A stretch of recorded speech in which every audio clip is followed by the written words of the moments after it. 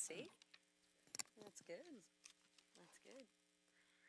Well, good morning, everyone. Hope you're all having a good week. Before we get out of here, before our work period, we got a lot of work to do. But what I find very interesting is how the radical left feels they need to hide what their policies are.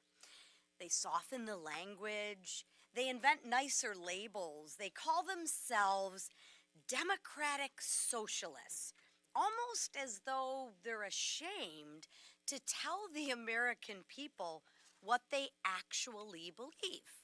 I mean, they should say it loud. They should say it proud. So let's call it what it is. It's communism. And I'm glad y'all are reporting on it. That is exactly what we need, because that is exactly who the left is. They don't need little nicknames like the Democratic Socialists of America and these acronyms.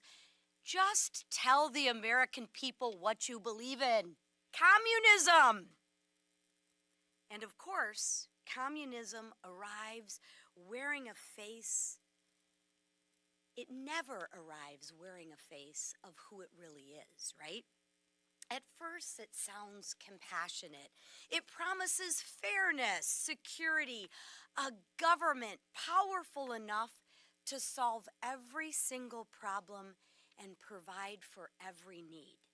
Then, little by little, the promises kind of go away. And what happens? Those promises go away and it gives government more control. A shopkeeper is told that his business no longer belongs to him. A farmer is ordered to surrender the land that his family has farmed for decades. A father actually stops talking freely at his own dinner table because he's afraid of what his children might say in school the next day. And eventually, slowly, the country that promised everyone everything can no longer provide the basic needs. And just look at the images behind me. These people are not waiting in line for a luxury item. They're standing in the bread line in the Soviet Union. Men and women bundled against the cold, parents waiting for hours, a line stretching down the streets towards a store whose shelves may be eventually empty when they actually get there. Think about that for a second and just look at those images. Images reaching, imagine for 1 second reaching the front of that line, finding nothing, and returning home empty-handed to your family because you've now become dependent on the government, right? The radical left wants you to believe that communism has never really been tried. Well, it has. It's been tried again and again and again. And you know what? It's failed every single time. Communism tries to make you dependent on the government. And let me share with you one adage that I teach my children. I don't want my children to be dependent. I don't want my children to be dependent on anybody. I don't want my children to be dependent on their spouse. I don't want my children to be dependent on me. And I sure don't want my children to be dependent on the government. And that's what communism does. It makes you dependent. And think about it, not because the wrong people are in charge, not because communism just needed just a little more time. It failed because communism itself doesn't work. It wants you to be dependent. It takes ownership away from the people who produce and puts government officials in charge of deciding what will be made, how it will be made, and who will make it. You have no freedoms. You have no choice. You are now dependent solely on the government. And the government will tell you what to do, when to do it, and how to do it. And scarcity is not some accidental side effect of the system. Scarcity is actually the result. The Soviet Union promised equality, then delivered breadlines. It promised security, then built a society of surveillance and fear. It promised liberation, then trapped millions of people behind an iron curtain. That's where that road to communism leads. Yet the radical left is selling the same lie in America today. They've polished their branding, right? They've prettied it up. They've packaged it for social media and marketed it to young Americans and college campuses all over the world. They've packaged it as compassion, and they've made promises that they can't keep. But a friendlier name does not change the ideology, and it certainly does not change the end game. This is no longer confined to the margins. Communism has taken root in our universities, our largest cities, and it has taken root in the Democratic Party. Every attack on private property, every demand for greater government control, and every lesson teaching young Americans to despise capitalism drives those roots deeper. That's why every single Democrat voted to raise your taxes. They want to take your hard-earned money away from you and make sure that that hard-earned money goes to help somebody else. Because somebody has to pay for everything that's free. Because last I checked, the farmers don't farm for free, the teachers don't teach for free, and grocery stores don't give away free food. Somebody actually has to pay for that. Just ask them who's paying. I'm going to tell you, it's the producers. Americans will never become a communist country. We can never let that happen. And who's standing in the way? House Republicans are ready to stand in the way. We will expose communism's record. It's not an abstract political debate, but a warning written across the faces of the people in this photograph. We need to remember history because we do not want to repeat it. People who were promised everything by their government left waiting in the cold, waiting for a loaf of bread. America must never become that country. But stopping communists requires more than trimming back its most radical proposals. We have to dig it out at its roots, and that's what we as Republicans will continue to do. Just look at the Democratic Party. They are divided right now. We are united. We believe in freedom. We believe in traditional American values. We believe in capitalism, and we believe in people. We believe people should, and will continue to control their own destiny, not the government. And we will dig it out by our roots. And the person who I want to introduce you to next is Nicole Meliotakis, who has quite an interesting story about communism. Thank you. Good morning, everyone. Thank you for joining us today. I represent New York's 11th District. I'm the daughter of a Cuban refugee. My mother fled communist Cuba when Fidel Castro came in 1959. So I'm very familiar with what communism does. My mother fled the country, leaving her father behind. She came with her mother here. And the regime ended up stealing my family's home, their small business, which was a gas station that my grandfather had. And my mother never saw her father again. So communism destroys, it steals from the people.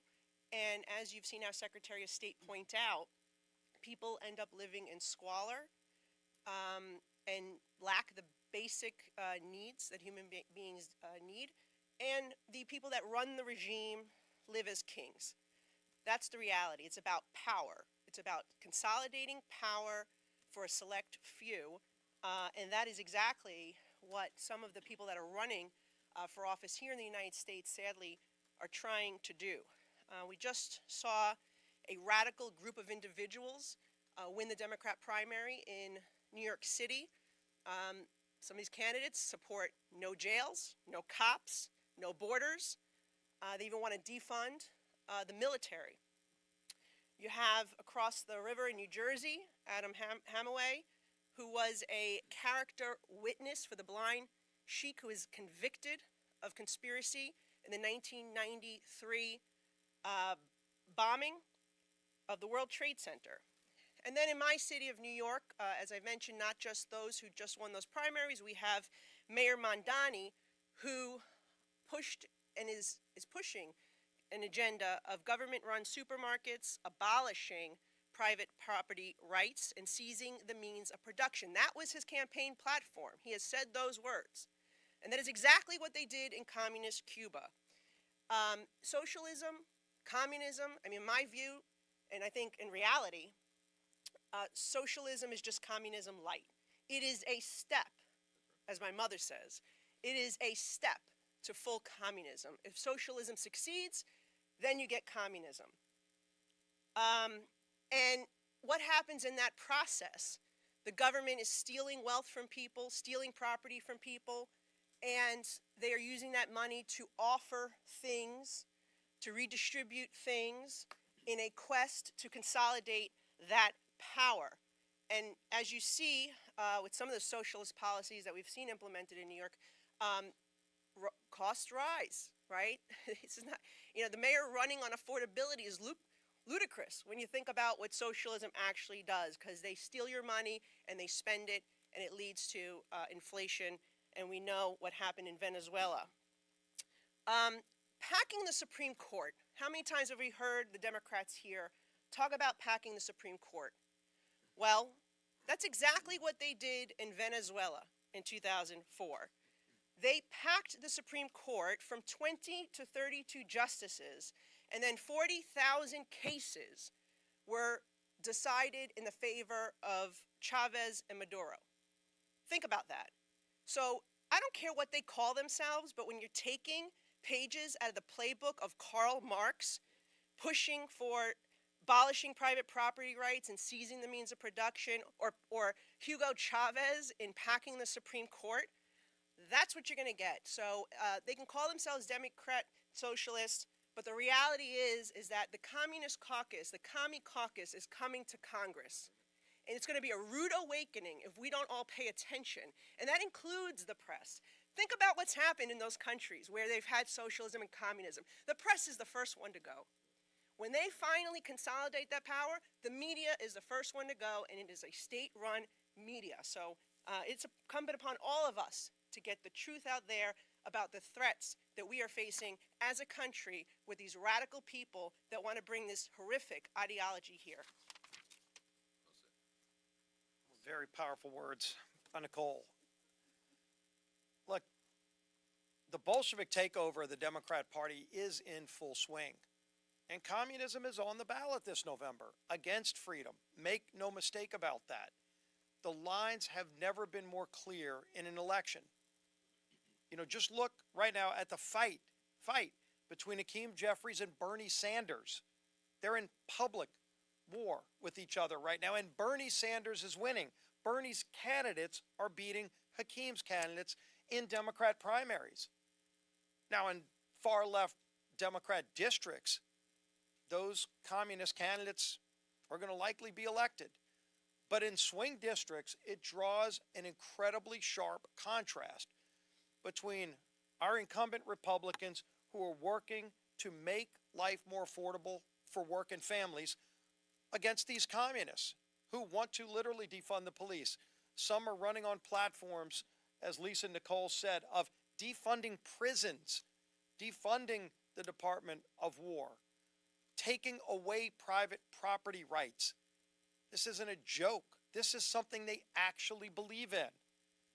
And you're seeing it play out in cities like New York, but it's coming to a town near you. And it will absolutely be on the ballot this November. Because the American people do not want America to become a communist nation. But that means Americans have to participate this November to stop it from happening. And we're going to see more votes on the House floor.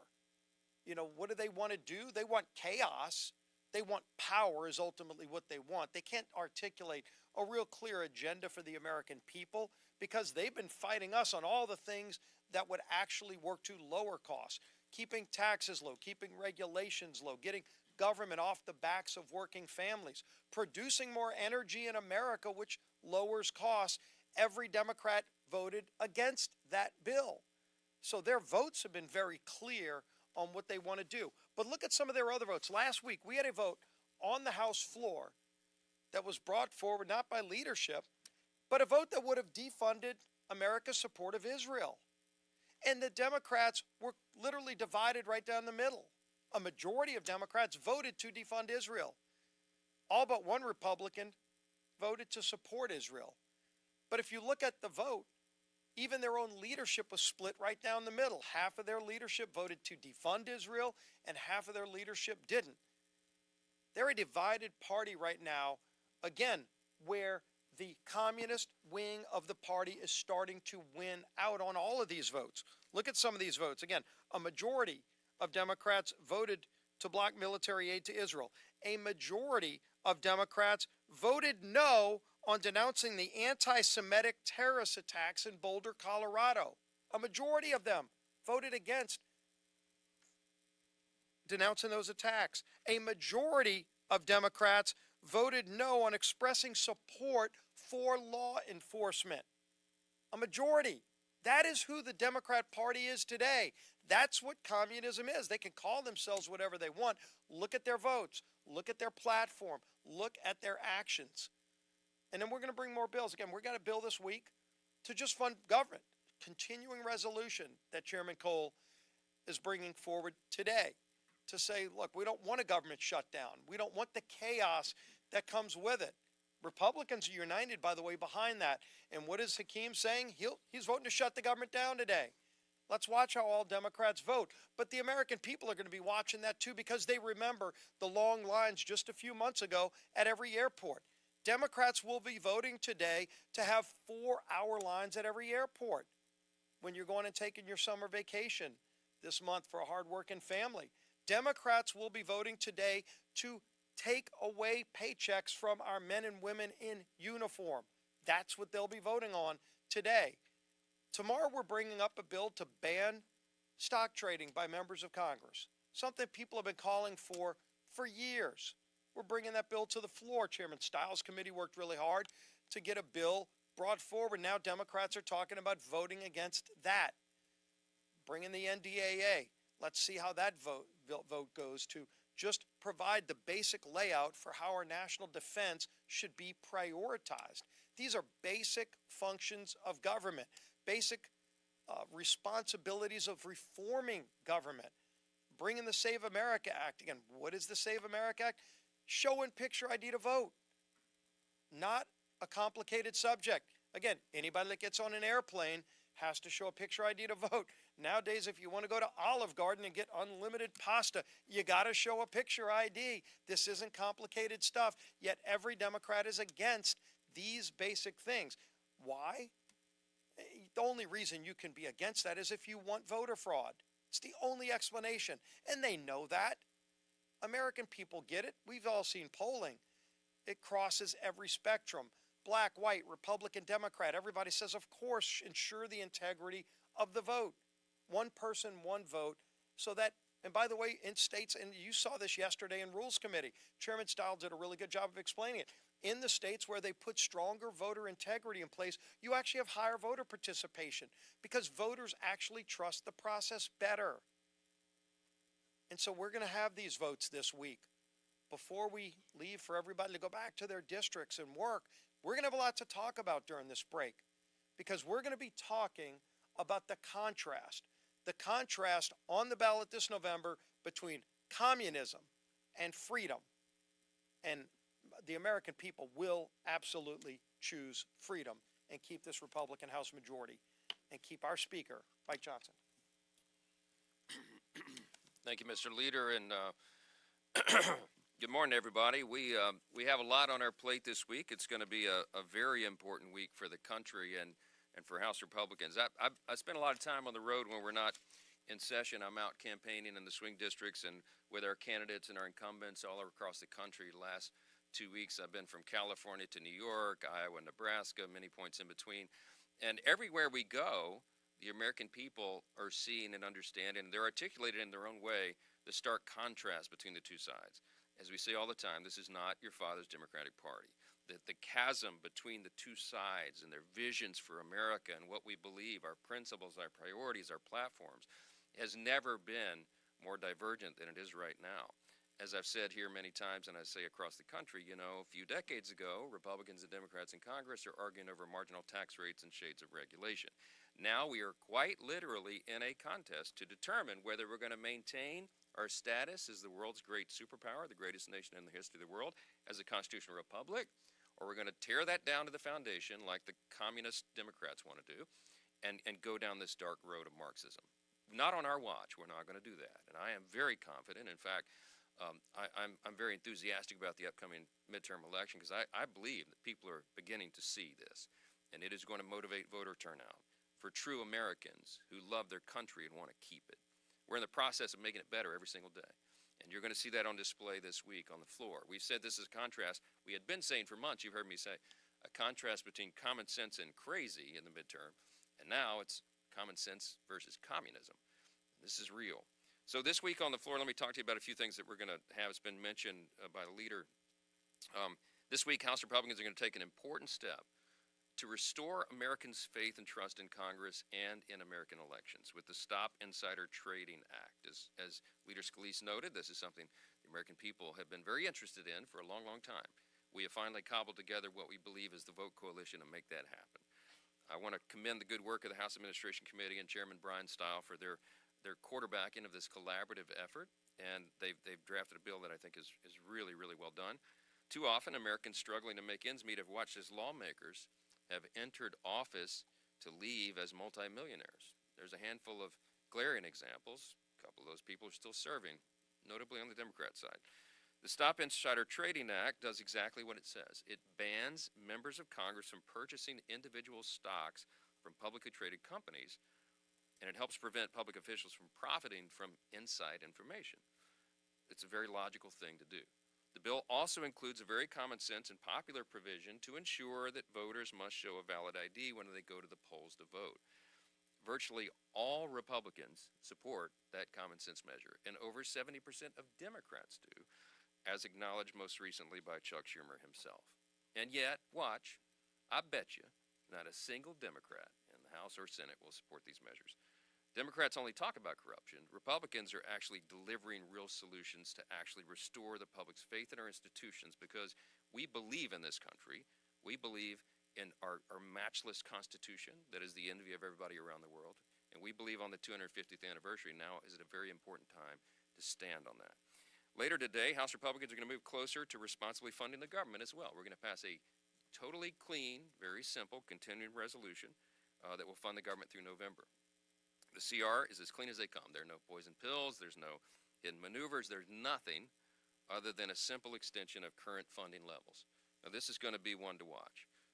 Unfortunately, given that Democrats have already forced the two longest government shutdowns in American history in this Congress, one of them for 78 days, they've already demonstrated they don't care what kind of pain they inflict on the American people. They do this to try to score political points. I think they're making the wrong calculation here. Republicans are under no illusions about Democrats' intentions ahead of a very consequential midterm election. Today's Democrat Party, I think they have a very false impression. They think that they can score political points by trying to inflict pain. It's not going to work. They've shown there's nothing they love more than a government shutdown as tens of millions of Americans head to the polls in November. But this clean CR is an opportunity for both sides. So they have an opportunity to demonstrate they're committed to responsibly funding the government through November. And again, I bet you, they don't help us on it. If the Democrats can't support this basic principle, then they are alone are going to own the chaos that ensues if the government shuts down after September 30th. On reconciliation this week, of course, we're going to move the ball forward on Reconciliation 3.0. We pass our budget resolution. That's what we'll do, send it to the Senate. As a reminder, this legislative vehicle is our best shot at accomplishing two key objectives of the people of this country. These are very popular and important and necessary objectives. Number one, secure American elections by passing the Save America Act into law, as much of that as possible. That's the objective. Number two, protect and strengthen our homeland. How do we do that? We'll be providing supplemental funding in line with the administration's request to support our national defense and our farmers. Why is this necessary? Because Democrats have yet again refused to work with Republicans on basic election integrity and strengthening our nation's defense. As always, Republicans support our troops, our farmers, and election integrity, and we will demonstrate that again this week. Another big thing on the floor, as you know, is the NDAA, National Defense. Now, there was a time, all you remember, not too long ago, that funding for our national defense was a bipartisan exercise, because at the end of the day, everybody put the weapons down, metaphorical weapons, political weapons, and said, gee, you know, both parties have to acknowledge the necessity of maintaining our defense and supporting our troops. Surely that's the last thing we can agree upon, everybody would say. For 65 consecutive years, Congress has done exactly that, enacted the National Defense Authorization Act without fail. I am sad to tell you that is no longer the case, because the Communist Caucus, the Democrats now, have decided that they're not into that anymore.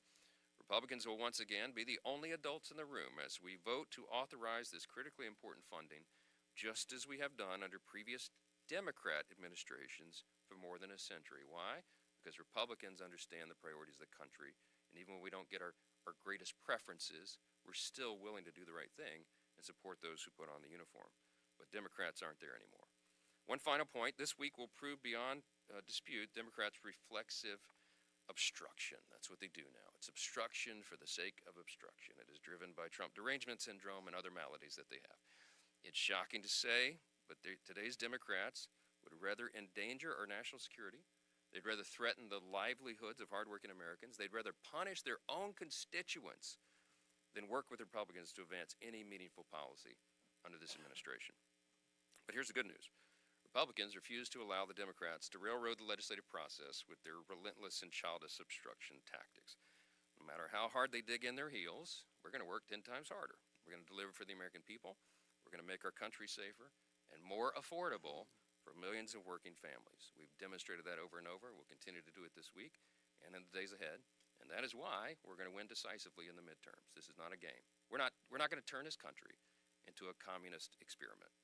We're going to maintain the greatest country in the history of the world. Take a few questions. Go. Thank you, Mr. Speaker. Eric Garcia, Independent. Past 2 weeks, Democrats ditched grandfather from their ballot after sexual assault allegations. Two members of the conference, Max Miller and Ford Mills, face domestic violence allegations. Why would you Republicans keep them in the conference, whereas Democrats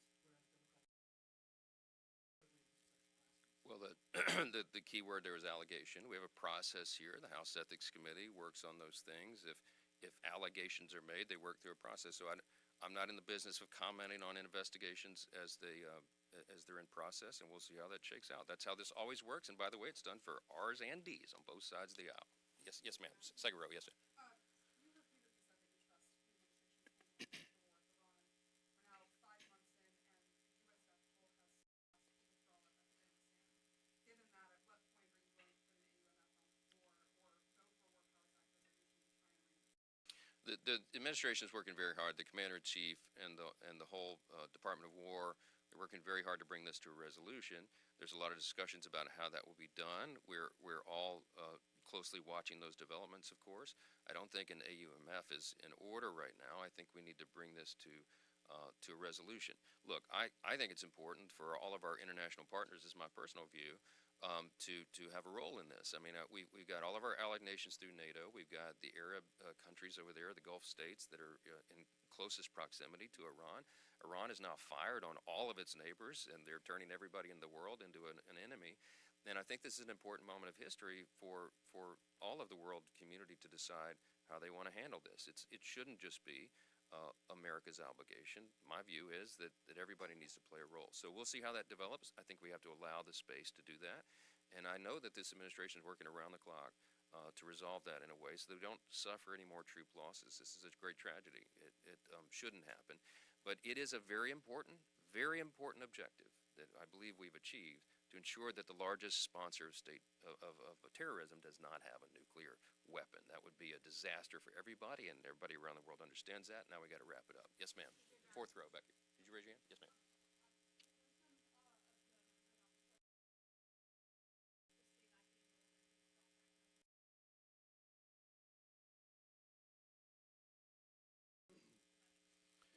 No, we had a good discussion in the House Republican Conference. It's not the full SAVE Act on the stock trading. It's just voter ID, which, again, it's more than a 90% public opinion polling issue, as is stock trading ban in the House. So you're talking about, two 90-10 public, it's probably in excess of 9 out of 10 Americans support both of those measures. Everybody's hard pressed to vote against that. I don't think any Republicans will. I think a lot of Democrats will. It'll be a vote that you should closely watch and that everybody's constituents should take heed to. Yes, ma'am. Third row. Yeah.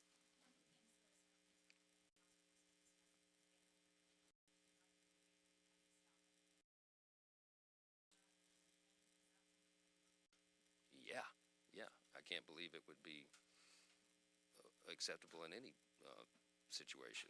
You have a role where you have members of Congress and their subordinates and staff members. I think it's inappropriate, as it would be in any workplace, and most companies have that.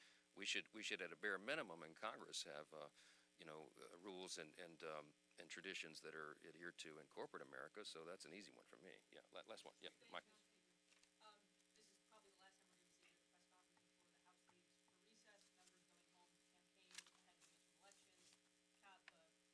Control of the House is up for grabs. Last week, President Trump gave a speech relitigating the 2020 election and bringing up claims of election fraud. Do you think it would serve your most vulnerable members, the majority makers, well, if President Trump stopped relitigating the 2020 election and moved on to national? Well, I didn't hear him in that address say he wasn't relitigating the 2020 election. What he did was, I got a couple notes here, but some of the things that he announced 280,000 non-citizens have been found to be on voter rolls in America. I mean, if that doesn't cry for the passage of the Save America Act into law, I don't know what does. He announced that foreign adversaries have compromised American election data and that our election system is vulnerable to threats. I mean, that should concern every American citizen. This isn't about relitigating 2020. This is about making sure that people have faith in our election system. If you do not have a free and fair election, it's very difficult to maintain a constitutional republic, a government of, by, and for the people. I mean, this is basic stuff. The president was highlighting that. Some of the findings are alarming. I mean, a lot of the Democrats who ran around breathlessly for years saying that Russia was intervening in our elections, you would think they'd be the first to step up and say, yeah, let's go investigate this and clean up voter rolls. I mean, that is part of our message on the campaign trails. We want to make sure that the states, all the states, including blue states, are doing their dead level best to ensure that federal law is complied with. What is federal law? To vote in a U.S. election, you have to be an American citizen. That's a simple thing. It's not being enforced in some of these states, and that's why Save America Act is so important. And we want to make sure that we don't have deceased persons on the voter roll. We want to make sure that in states where they're doing ballot harvesting, they're not just rounding these things up haphazardly, that the exact number of ballots that are printed go to the exact number of voters who are registered in these districts and not extra persons. This is what makes people doubt the veracity of our elections. So there's nothing, in my mind, there's almost nothing more important than this. And that's what the president is articulating. And he is showing you the receipts. He's showing you the evidence of things that have been found in these investigations. I think that does alarm a lot of the American people, and we'll continue to hammer that. Thank you all so much. See you soon.